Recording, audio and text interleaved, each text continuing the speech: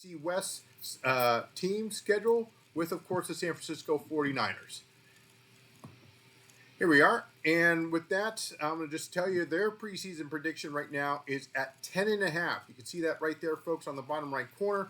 It's 10.5. The over is at minus 135. The under is at minus 115. They, too, also play the AFC West in the preseason. They have the Denver Broncos, the Las Vegas Raiders, and, of course, the Chargers as well to wrap that up in the preseason. And then their bye week, though, is late. So the San Francisco 49ers don't get a bye week until week 14 there, Shano. So it's going to be a long stretch for them, which can, it's not really looking that great.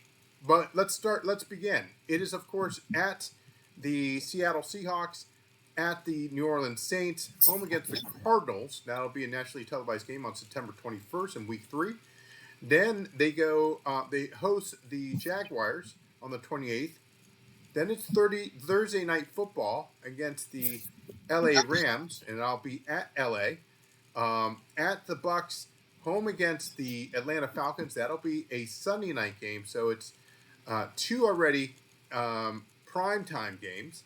Then you have the last 6 games right before the bye. We've got at the Houston Texans, at the New York Giants, home against the LA Rams, at the Arizona Cardinals, home against the Panthers, again at the Cleveland Browns, and then there comes the bye week. So lots happening there. Yeah, that's the late bye, like you said.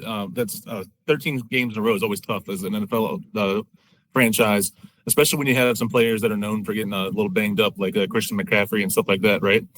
Yeah. So the load management for him might be necessary for those first 13 games. The other thing I noticed when I was talking about with the Niners too is, like, historically under Shanahan, I always feel like they start off slow and then pick up near the end of the year. Yeah, I don't know why, but it always feels like that way. And then but with that late bye, that doesn't really help them there to like have that mid-season adjustments that he usually makes and corrects, and then they're back to being NFC West championship contenders again. Brock Purdy, as you folks may know, just signed that long extension of it was a lot of money, 5 years. I don't remember the amount. $265 million, I think it was. Wow. I think wow. 5 years, $265 million. Not bad at all. Not bad for Mr. Irrelevant, right? No, not bad at all. He went from being the last pick in the draft to $265 million, over $250,000 there. Yeah. I think they lose week 1. I think they go 1-1, 2-1, 3-1, maybe 3-2. So my total here, I think they end up 10-7. They just miss it by the kicker with the 10.5. So the under looks pretty nice at minus 115. That's exactly where I have them at. I have them at 10-7. I told you I have the Rams at 11-6. I think the Rams win the NFC West, and it's going to be between them and the Niners coming down to it at the end. But this division's always one of the closest in sports, right? Sure. Like all 4 of them are usually pretty close. Cardinals every once in a while have those bad years. Let's see if Kyler can step it up. And they're definitely going to be better defensively. Arizona will be. But I think it's going to come down to the Rams and Niners, and I think the Rams will come out on top.